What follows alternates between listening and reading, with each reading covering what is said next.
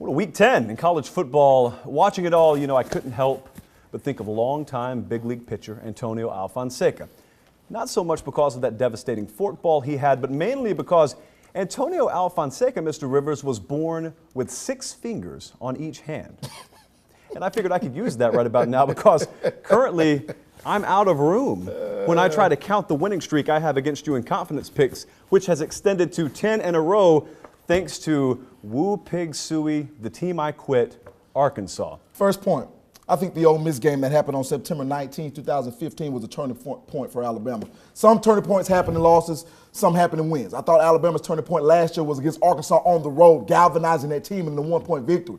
But when you look at what they gained during their Ole Miss loss, not only did they gain a quarterback, I firmly believe they gained a sense of who they are as a football team. They understand that less is more with their team. The most impressive thing I've ever seen in person at a game was what Alabama did to not only Leonard Fournette, but really that entire offense Saturday night. It almost got to the point where I felt bad for Leonard Fournette because I knew no one in college football was coming in there and doing anything against that defense. And it's a shame that kid's Heisman hopes, quote unquote, in some people's minds anyway, go up in smoke because he couldn't do anything against a defense that no one could do anything against. But I digress. We don't talk much Heisman here. 19 rushes, 31 yards. Brandon Harris, 6 for 19. I know it looked bad on TV. I'm telling you, you're looking at my perspective right there. That sideline perspective, it wasn't the same as when they did it to Nick Chubb. When they did it to Nick Chubb, it had the sense of fundamentally sound, great technique, everybody 11 to the football. This had a feel of violence, basically. I think Jeremy Johnson has always been the guy for Auburn. I'm not saying that just because he was a starting quarterback in Auburn's win against A&M. We said it when he got benched. He was kind of like Jeff Driscoll at Florida. He was Auburn's best chance to win football games. However, he played poorly, so the team played poorly in the midst of other reasons like their running game and things of that nature. But the type of dynamic he gives you as a starting quarterback, and sometimes, Josh, it just takes time for guys to have that light click on. One of the most fun places to be Saturday night was not on a sideline, was not in front of a TV set. It was in the Alabama press box. Long after the games ended, there's not a soul besides cleanup crew in the stadium, except for the national media, who were up there having to write their columns. And let me tell you, all the big-time national guys were there. I'm not going to name any names, but you remember after that Ole Miss game, we talked about a couple of columns on this program from those national guys about Alabama's dynasty being over. And there was no sweeter sound to me than to just sit in silence and smile, listening to the keystrokes of all these guys around me having to rewrite basically what they've written earlier in the season. Because after seeing what they saw in front of them Saturday night, there's no other way to explain it away other than you were just dead wrong. And here's what I kind of found myself thinking. Wouldn't it be a wonderful world if these people, who ironically enough call for coaches' jobs when they make too many bad play calls, when they make too many bad decisions, wouldn't it be a great world if somehow the sports media was held to that same lofty standard? You write a few too many of those Bama's dynasty is dead columns, how about you be out of a job? Alabama's defensive line makes the best offensive lines look average.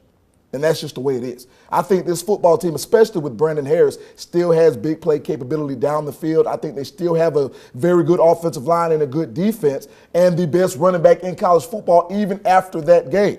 LSU is not done yet because I'm ready to see an 11-1 LSU team that does not play for for an SEC title be placed in front of the committee, because the decision for the committee to me will be made moving forward, because I think you'll see a lot more dominoes fall in the Big 12. Notre Dame has to play Stanford, so don't write LSU off because they lost to Alabama on the road. I'm begging you. Think about this now. Notre Dame, I've always said every team should be measured like Notre Dame is. They're not in the conference, so conference championships don't matter with Notre Dame.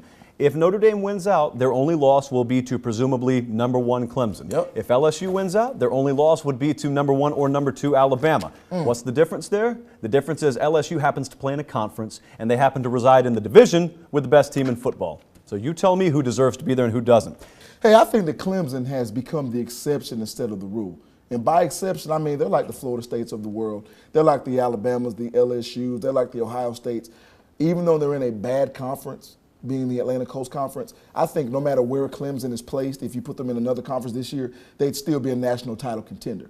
College, the money has has become bigger than it ever has. The stakes are higher than they've ever been, and as a result, I see it happening with freshman quarterbacks now. It's happening in College Station, Texas, with Kyler Murray right now. 10 years ago, Kyler Murray would have been recruited as a five-star kid and been sat on the bench and developed, and maybe as a redshirt sophomore or a true junior, then he'd finally get his shot. But today you don't have time to do that, because today you got to win right now. Kevin Sumlin knows it. He's on the hot seat out there. He feels the pressure. He hears the talk on the radio and in the papers, and so he put Kyler Murray out there, and Kyler Murray did what most true freshman quarterbacks are going to do. That's make mistakes, ton of them, that cost you games. And it's not even his fault. I don't know if I'm going to blame Kevin Sumlin so much.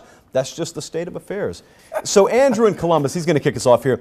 After losing by 2 touchdowns, do you think LSU can still make the playoff? Absolutely. I mean, I said it in the opening segment. The LSU is still one of the best football teams in the country. And when you play a team like Alabama, just bet on getting exposed. And with the coaches that they have at LSU, I believe that those things that were exposed will get shirred up. And you still got games against Mississippi State. You still got a game against Ole Miss, and you have to play A&M. LSU is still in position to be a college football contender. Yeah, I hope the answer is yes here. I'm still undecided. This whole conversation, you know, we were talking about the Fournette Heisman stuff, which we have a question coming up about. So I'll just, Stewart in Talbotton asked, would you have Leonard Fournette still in your Heisman conversation? I'll just address both of those here.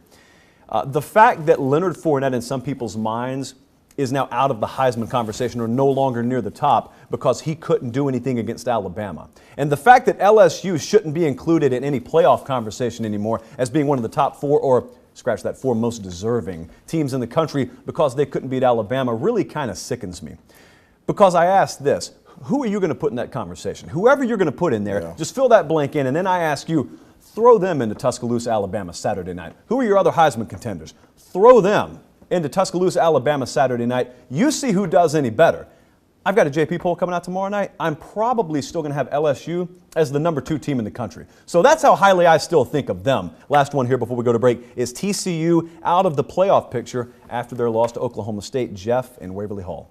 Now, I didn't have them making the playoff at the end of the season anyway, but I can't sit here and say that they're out because they still have games like Oklahoma they have to play, and they still have to play Baylor, and you don't know what other teams will do. So I will not say that they're out. However, I didn't think that they were a playoff team going into the game against Oklahoma State. I can. They're gone. So you can throw up the deuces for TCU. And by the way, remind me again after the AP sheep slobbered all over them in the preseason, where have they been in the JP poll the whole year, Mr. Rivers? Where have we on this show placed them the whole year? Around outside the top 10. Kind of outside the top 10, about where they belong, by the way, about where they are now after the loss. We already had them where they needed to be.